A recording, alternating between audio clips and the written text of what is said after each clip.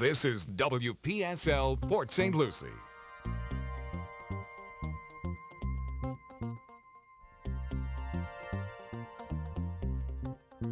The views expressed on the following program are not necessarily those of WPSL. However, you're invited to like and share them on Facebook, and you're also invited to call in and do something about it. All right? That's Rudy's welcome to you tonight, because it's time for the African American Scene, brought to you by Howard Insurance of Port St. Lucie and hosted by Rudy Howard. Good evening, good evening, good evening. Always glad to be with you here on a Wednesday night. Last week I was a little sick, so I missed you guys. But I'm back in the saddle now, and I'm raring to go and ready to have at it with you. So we're going to have open mic night tonight. I got to tell you, the first thing that on the agenda is yesterday was Dr. Martin Luther King's birthday. And in recognition of his birthday, I'm going to reread my favorite poem, The Dash. I read of a man who stood to speak at the funeral of a friend. He referred to the dates on his tombstone from beginning to the end. He noted that the first came his date of birth and spoke the following date with tears: 1916-1998. But he said what mattered most of all was the dash between those years. For the dash represents all the time that he spent alive on earth, and now only those who loved him know what that little line is worth. For it matters not how much we own, the cars, the house, the cash. What matters is how we live and love and how we spend our dash. So think about this long and hard. Are there things you'd like to change? For you never know how much time is left that can still be rearranged. If we could just slow down enough to consider what's true and real, and always try to understand the way other people feel, and be less quick to anger and show appreciation more, and love the people in our lives like we've never loved before. If we treat each other with respect and more often wear a smile, remembering this special dash might only last a little while. So when your eulogy's being read, with your life's action to rehash, would you be proud of the things they say about how you spent your dash? I love that poem. I love that poem. How would you say, that number's 340-1590, 340-1590. Would you be proud of your dash at this point? Would you? I think I would. I think I'm pretty good with my dash. Let's talk about why Martin Luther King was so important. And I want to, again, please feel free to chime in. That number's 340-1590. What I want to try to do is give you some feeling for what the environment was like at the time that he emerged. But let me tell you the other topics on my agenda. The government shutdown had to happen. It had to happen. What caused the southern border to become a crisis? I've been asking that question a lot, and I haven't been able to get an answer, but maybe one of you are smart enough to tell me why the southern border has become a crisis, and we can talk about that. When Martin Luther King emerged, let me give you a feeling for what was going on at the time, because 69, I was freshman college. Black Muslims were on the rise. Stokely Carmichael, the Black Panthers, were emerging as a force. And black folks were fed up. They had tried to assimilate. They tried to mimic white folks, and none of which seemed to work. And if you don't think so, people were going and getting lye on their head to straighten it out so it would be straight. And then all of a sudden in the 60s, black folks began to think, okay, it's all right if I got nappy hair. And that's who I am. And I don't have to run from that. And folks were frustrated. They couldn't sit at a counter and have a meal. You know, famously, when the all-pro football team went to, I can't remember the city, they wouldn't let the players sleep in the hotel, and they all left. So all of these little indignities, and for some of you, I know it's going to be hard for you to understand, but what these are like paper cuts. They're tiny little paper cuts, and they cut and they cut and they cut. And they hurt. Sometimes they don't draw blood, but nonetheless, if you know how a paper cut is, doesn't always draw blood, but it's sore from where that paper cut you. And that's what was happening. So people were frustrated, and then you had the people like Stokely Carmichael, who was prone to want to have violence.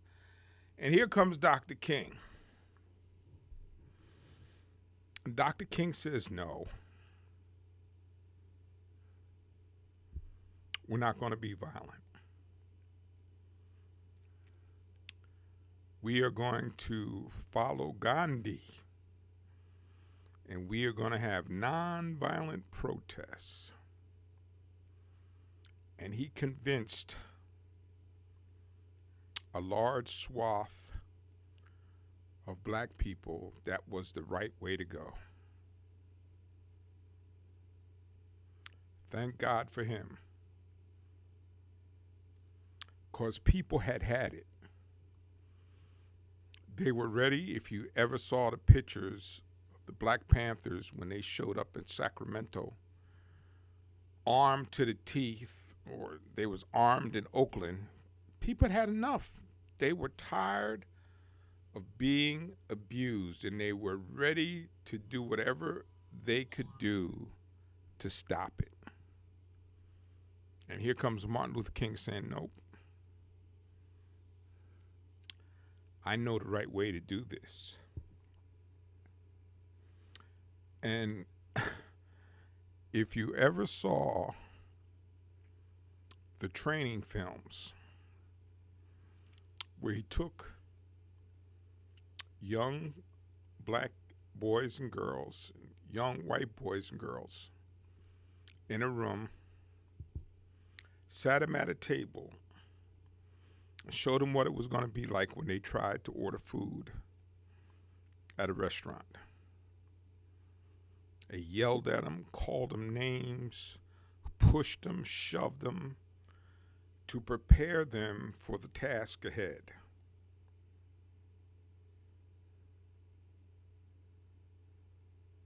Thank God for Martin Luther King. And so they did that. And things changed.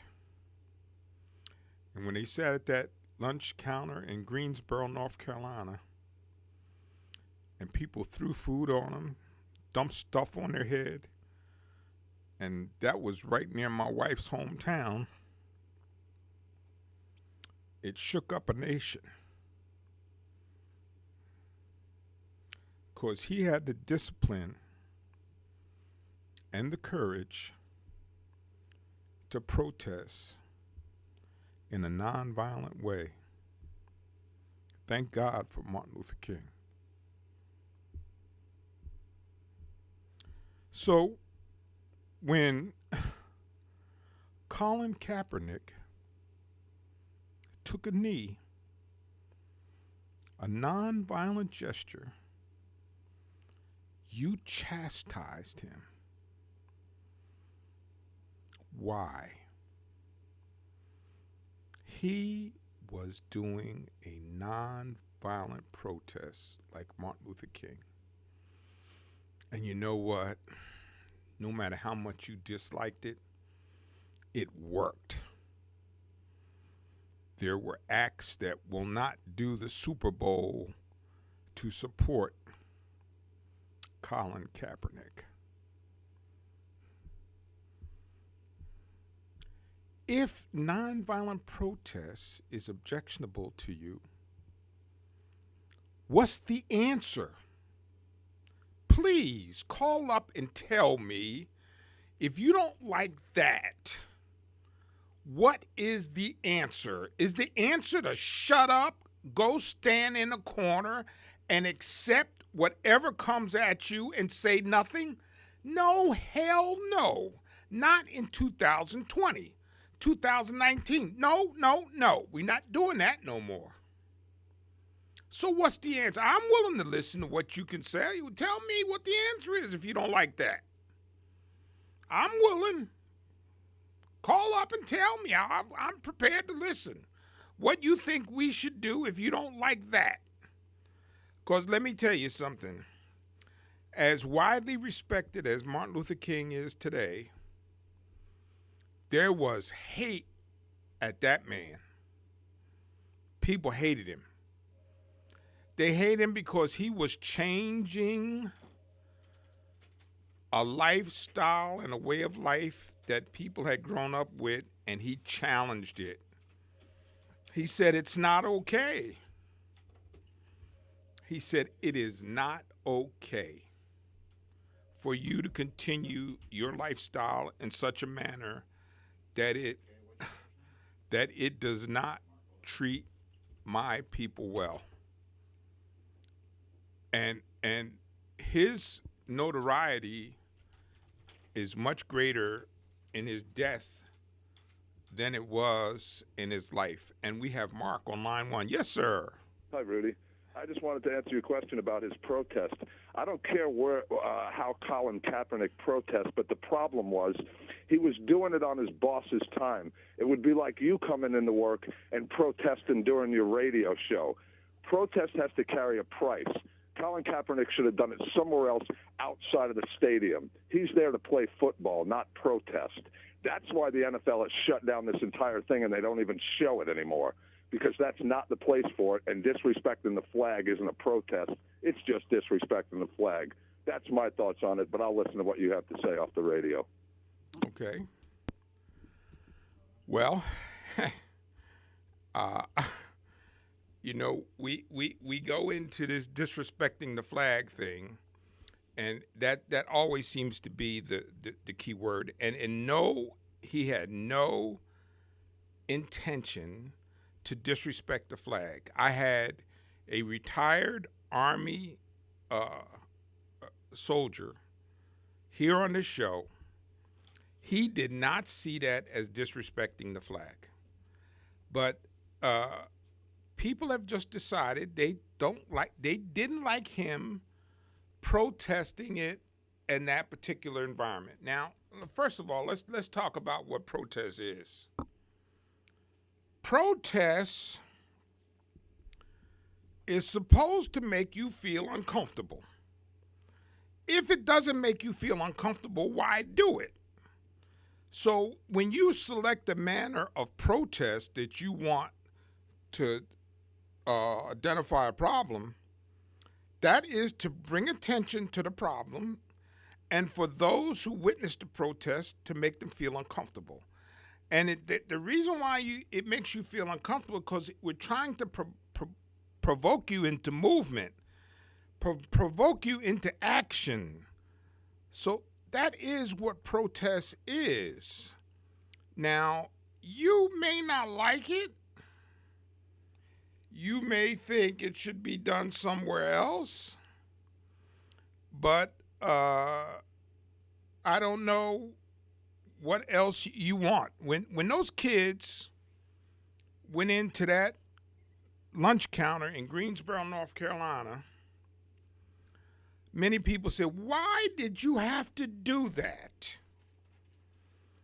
You know the rule. The rule was you were not allowed to sit at that counter and eat. They said, no, no, no. We are going to sit at this counter and eat.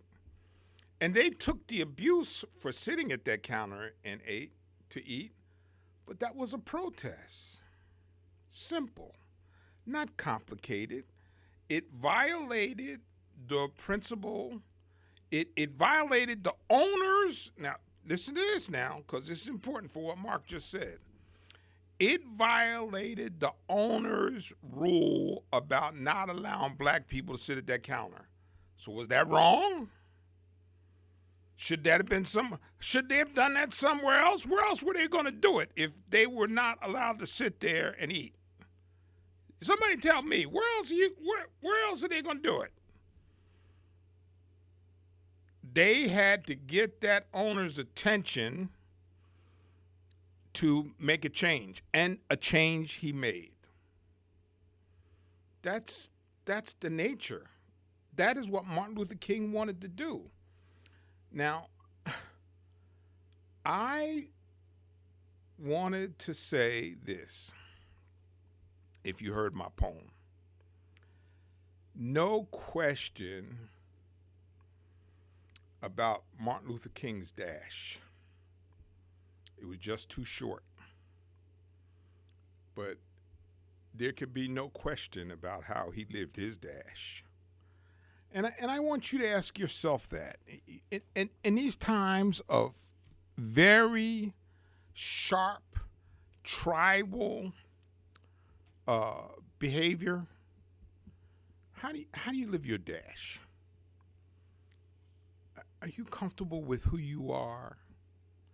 Have you fallen into the trap of I'm going to support my group no matter what? Do you think that's right? Do you think that is what Martin Luther King believed? Martin Luther King, when he was in the Birmingham jail, and he was talking to one of the jailers, it's a very famous story, and he asked the jailer what he was making. And the jailer told him, he said, Jesus, you need to be out here marching with me. He said, you need to be marching with me. So just give that some thought. Now, just because there was so much, and Mark said it, and Mark called up, he was with great passion about, and I could feel it from him, about Colin Kaepernick making a protest. But just remember what a protest is. If it doesn't cause you any discomfort and it doesn't grab your attention, it's not a very good protest. That's just the fact. Now, this government shutdown. This government shutdown had to happen. It was in the cards. I don't see how it was going to be avoided because liberals were so pissed off at the Democrats continually giving in to the GOP, that I think that the liberals would have strangled the members of Congress if they didn't get some backbone. So I am sad for those people that are furloughed. I am sad for those people that are not getting paychecks. But this just had to happen. It had to happen. And I do not want to hear, I'm going to do an Ann Coulter here. I don't want Nancy Pelosi to give 1 inch. No wall on the southern border. None. Zero. Nada. Absolutely not. No wall on the southern border. Because, first of all, it's a made-up crisis. Illegal immigration in the last 5 years, and the phone number again is 340-1590, 340-1590. The illegal immigration has been going down. And the statistics that they quoted you are bogus, because most of the illegal drug traffic comes in through the ports of entry, does not come over the southern border. There is probably some, I can't say there's none, but the vast majority of drugs come through the ports of entry via trucks, via boats, etc. But here's the thing I want you to think about. And think about the picture that you're painting. Why now? What happened that all of a sudden it's a crisis at the southern border that doesn't exist? What happened? Tell me. I want to know. Please educate me. I've done a lot of reading about this, so I'm willing to listen to you tell me what happened at the southern border that has required this crisis behavior about building a wall. Nobody seems to have an answer to that. That's amazing. No, they don't. You would think, listening to the folks that call the show, you would think that well, maybe they're in agreement. Maybe they agree with you. Maybe they absolutely agree that it's just a conjured up crisis. It is. Yeah. And it's another tool to beat liberals over the head to try to make them give in. I mean, and you know what? Typically, we far too often give in. For example, I can just go back to President Obama's Supreme Court nominee. If I was president, I would have took their behinds to court. I would have forced that issue. But he was being a gentleman. He didn't force the issue. I would have forced the issue. The law was on his side, but he was being a gentleman. When Chuck Schumer gave a nod to Mitch McConnell to put all those federal judges on the bench, I couldn't understand why he did that, but he did it.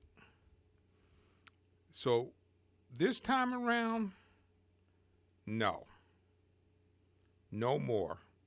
And my Facebook page was blowing up with people yelling, "Hang in there, Nancy. Don't give an inch, not one little centimeter. Just stay the course." So we'll see. I know there's some people out there that listen to me say that must be pretty PO'd at me for saying that, but that's just, I am so frustrated with the way we have been abused in the past that I'm totally on board with that. And again, that number is 340-1590. We're going to take a little break. And if you want to call in and you want to challenge anything that I've said, you please do so. 340-1590.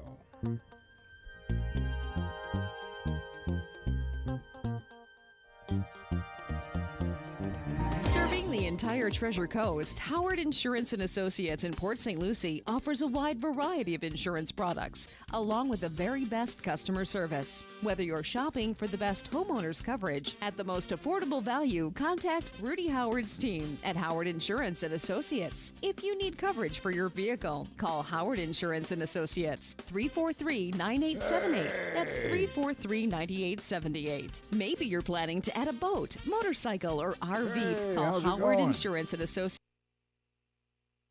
Okay. Oh, this just. Oh, good. Okay. All right. We're coming back into Rudy's show now.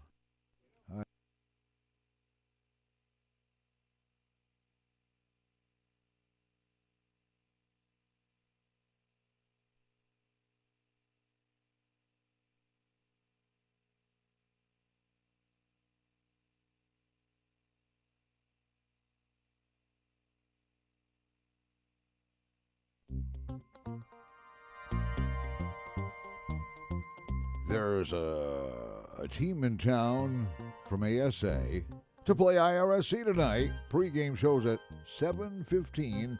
Tip-offs at 7:30. Right here on WPSL. But right now, back to the African-American scene. Once again, here's Rudy Howard. Yeah. So now let's talk about something else, which is interesting. Why do they come? Why do immigrants come? Because they're looking for jobs and a better way of life. So I'm going to say this like they did with dope guys. If the guy is selling a nickel bag of dope, okay, that's not going to stop the drug traffic. You got to stop the dealer. You got to bust the dealer. If you want people to stop flooding the borders coming here, there'd be no jobs when they get here. If there's no jobs when they get here, why would they come? There'd be no reason to come. That should be relatively easy thing to fix. No more jobs, and so why would they come if they can't get a job? Now here's the thing that I want you to be aware of, because I said this to one of my other friends not too long ago. Okay, let's just say we canceled all immigrants from coming into this country. All. Just none of them are going to come in. Then who's going to make the bedrooms up at the hotel when you stay? I don't know last time you were at a hotel, but most of the people, if I had to take a guess, a lot of those people that are in that hotel working as housemaids were speaking a foreign language.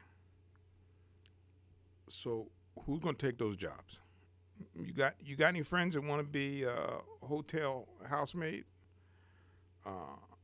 And when a Honeybell orange costs you $10 for one, you gonna buy any Honeybell oranges? When you can't keep your golf course in a point of grooming and repair, because most of the guys out there doing that are Mexicans. I just had a metal roof put on my house, and there was 3 Mexican guys that put that roof on my house, and they work like hell every day, all day long, and they did a beautiful job.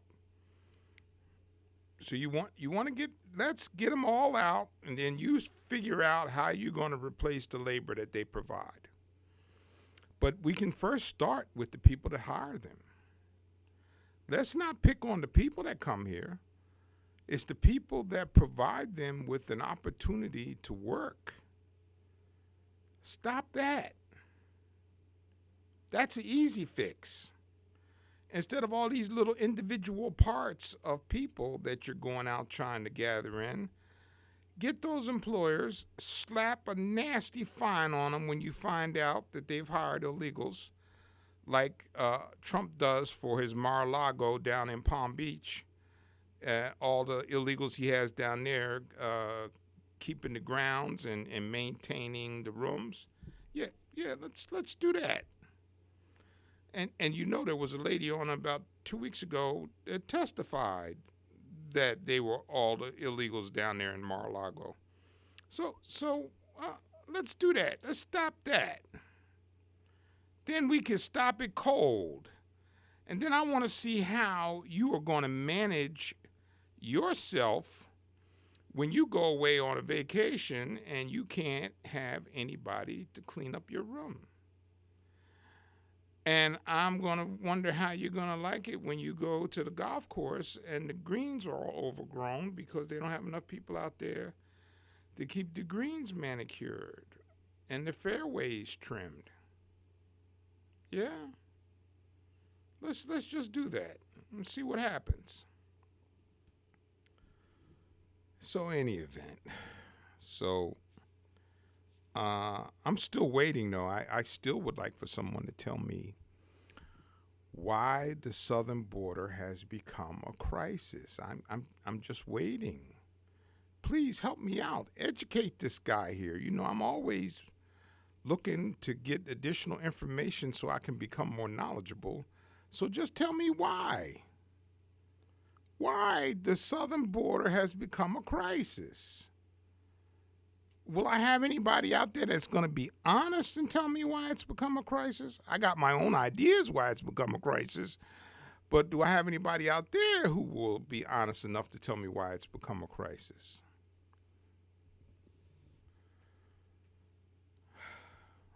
What kinds of things are you hoping to accomplish in 2019? What kind of things? Do you have anything in particular that's on your agenda that you'd like to get done in 2019? Let me know what it is. Share it with us. Maybe somebody else is striving to do the same thing for 2019. So, and we have Jay on line one. Hey, Jay. New Year, Rudy. I don't know. I've talked to you before the New Year. Yeah. I'm just saying Happy New Year. Yeah, well, you know, I have another topic, but I just want to my personal opinion. This is what I've seen, and I've been on this planet for a while, and I'm watching what's going on. I'm listening to the comments and the racist comments coming out of Steve King's mouth, and he has been saying this for the last 15 years. So it's nothing new with him, but the rest of them are jumping in. I think it's because of those brown people coming from the South and to try to get jobs here in this country because of our policy that we created back there in the 80s and early 90s when we supplied rebels with weapons and created all of that havoc with the drugs and bringing cocaine into L.A. back then in the mid 80s from that country and creating havoc on the residents that lived there because of the gangs, and they were being funneled weapons and all kind of stuff from the United States and Iran-Contra. It was all part of the deal there in Nicaragua and all that. So I think it's the recent history, so it's not new. I think a lot of people should know that. I don't think it should be anybody in this country that doesn't know what happened and why those folks are being terrorized and why they, want to come to a place where they're safe. Just like all of the folks listening to you on the radio now have families, have kids And how would they like to be in that position, trying to find, trying to escape danger and instant death, and watching relatives being murdered right in front of their face, and they got youngsters watching that, and they're just trying to save and just trying to preserve their life and live live a little longer and live with a little bit of prosperity, and that's all they're looking for. But they're not Caucasians. They're not from they're not from Eastern Europe. They're not from Sweden. Yeah. Okay, I'm just being real, because that's what the president said. He said he thinks that those are the people that should be coming in the country. Well, so I'm just repeating what our illustrious president had said about this whole situation, and that's why he's doing all these things like he's doing and closing down the government and all of that for some nonsense. And most of it, the people know that a wall is not what's important. Walls are not. I lived through, and I was in Germany when they had the Berlin Wall. Okay, I saw that. And that was stupid, but that's what was going on with communism, East and West. And, East Germany and West Germany. Yeah. So it just goes on, the madness. And I'm just wondering, when are the American people going to wake up? When are they going to wake up and get these people out of office that are destroying this country? I was drafted to go over and fight in Vietnam because of the spread of communism. They call it, that was the genesis of going to, South Korea, because they were worried about the spread of communism. And look what the Senate did yesterday. They voted to do away with the sanctions on Russia. They voted to not continue the sanctions on Russia because our President Trump has some kind of a fetish, or he's in bed with Putin for some God's own reason. I don't know why what is he trying to prove? But the report will come out. Mueller's report will, give you all that information. But we already know he's always trying to find a reason or find a way to soften, any kind of punishment on Russia for what they're doing, to those satellite countries around. I got to correct you, though, Jay. Yesterday, Schumer won that battle. They agreed to keep the sanctions in place with a vote of 57. Now, in order for it to be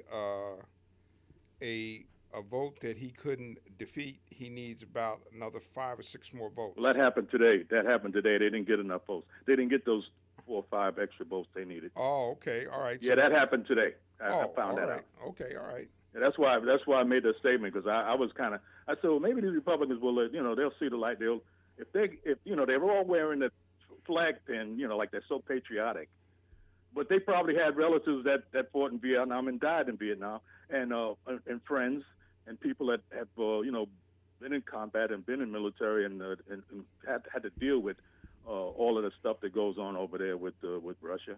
And I'm just trying to figure out what do they have, amnesia? All of a sudden they forgot about that.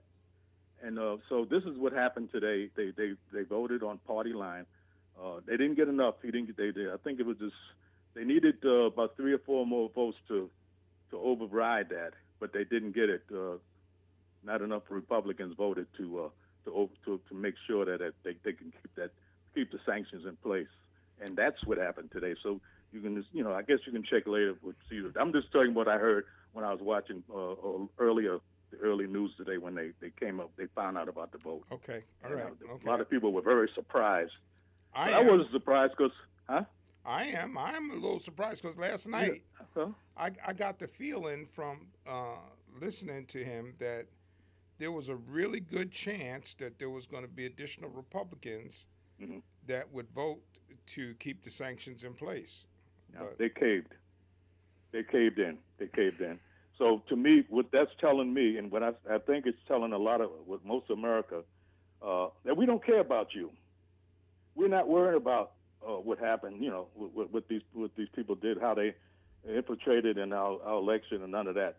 But I go a little deeper because it hurts me personally because I had friends that died over there in Vietnam, and fighting against communism and all that nonsense, and other things that happened, and it's appalling just to think about that they would go along with trying to appease and go along with Putin and Russia.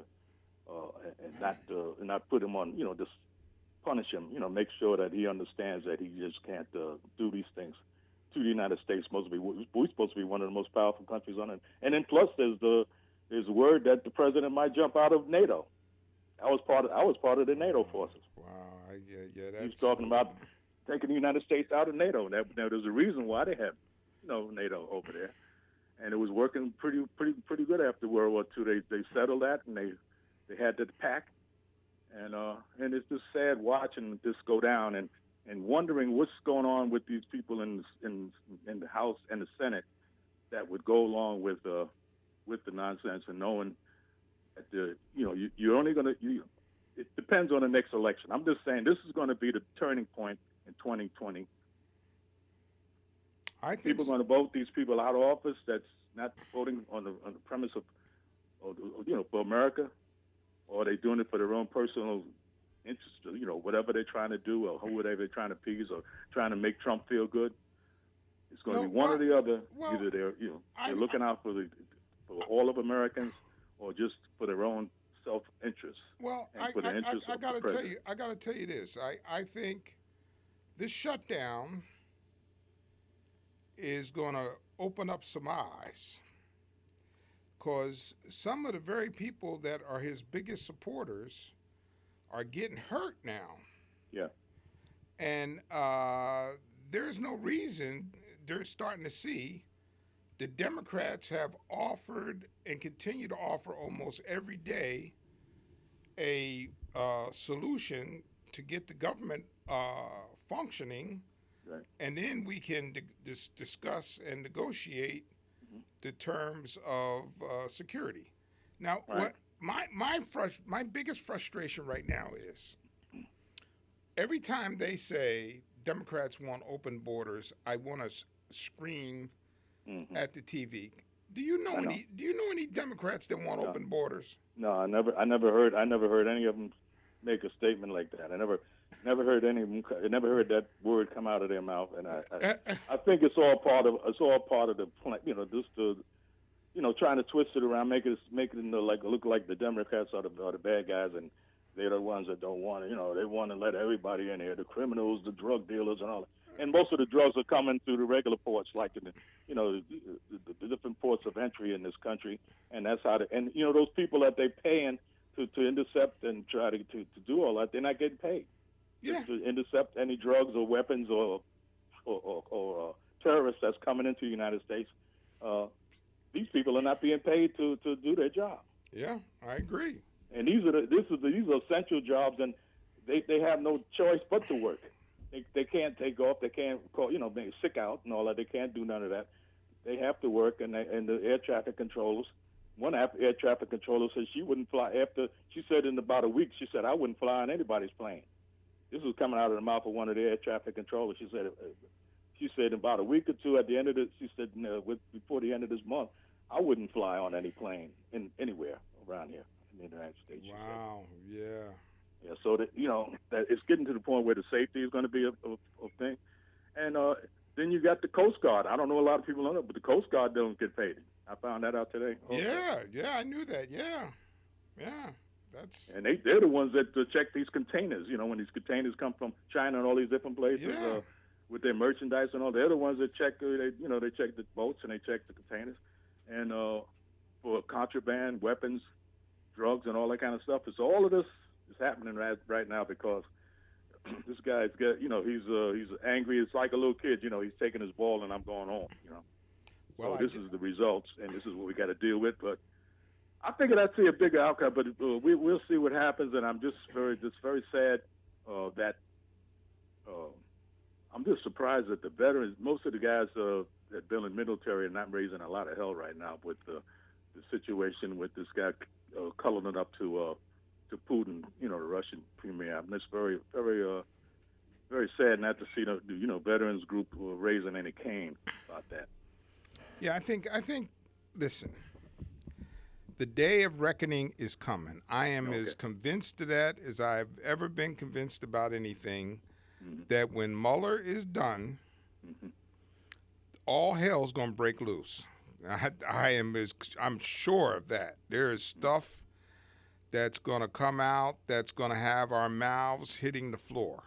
Mm-hmm. And what and then I'm going to go back to all of my conservative associates and say, okay, well, how come you didn't see that? Mm-hmm. You supported this guy, and here's the end result. Right. And I don't wish that because I love my country, Mm-hmm. but I just see it coming. I mean, it's just too many circumstances around this whole thing. Like, you ever heard of the president destroying the notes of the interpreter in a meeting with the Russians? That's bizarre. Now, I never heard of that, and I wasn't surprised because I noticed that he was trying to keep, he didn't want the media and nobody to go in there with him with Putin when he was having that meeting. But the interpreter was there because just in case something went down later, maybe it could have been a year after that, and Putin would have said something that really never happened in that meeting. Exactly. To justify doing something, maybe invading a country or doing something stupid, and there's no proof.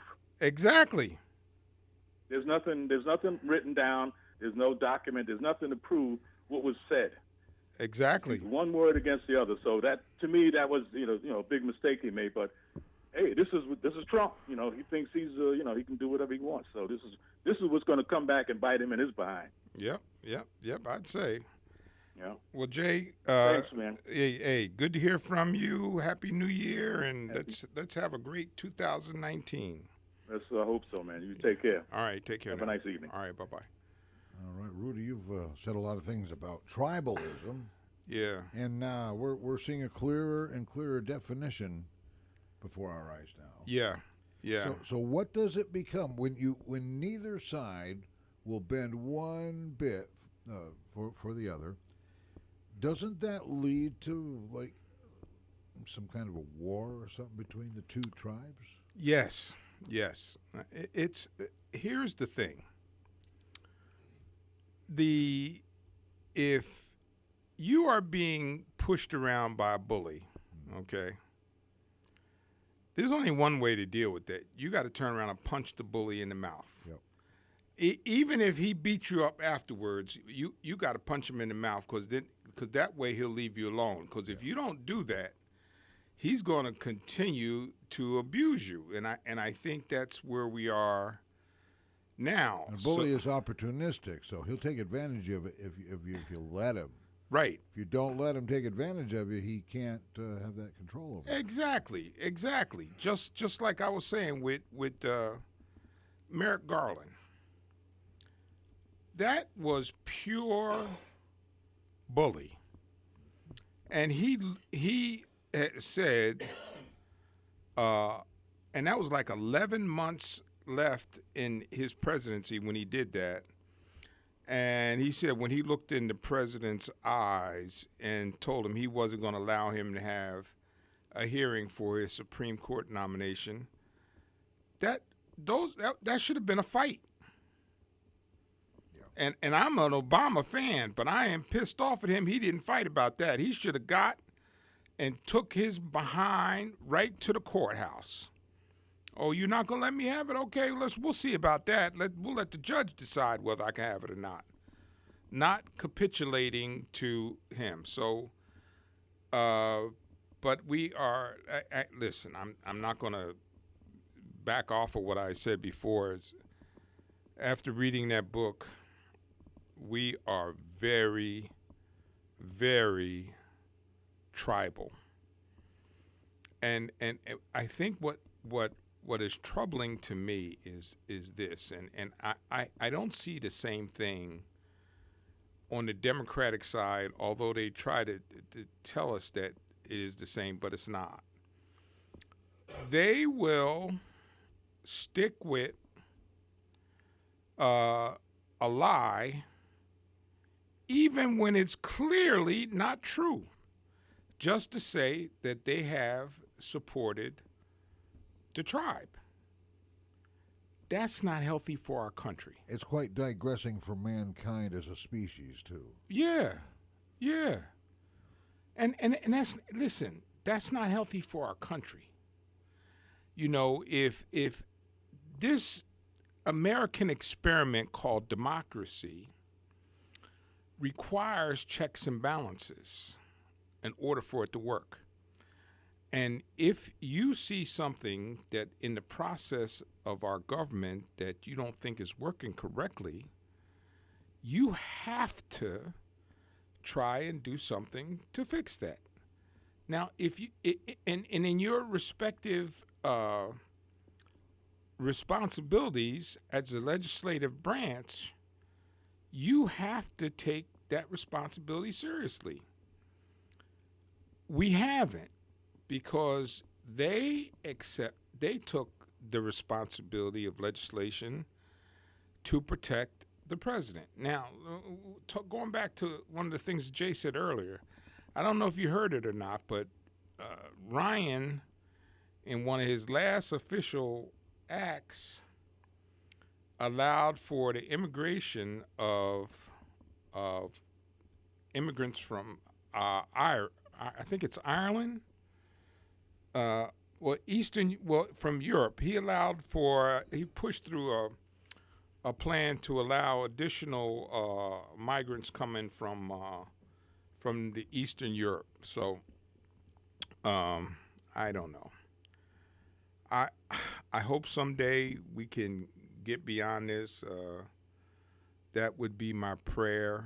I prayed that on New Year's Eve, that somehow the Lord would allow us to come together in some kind of manner so that we could function more efficiently as a country and get out of our tribes.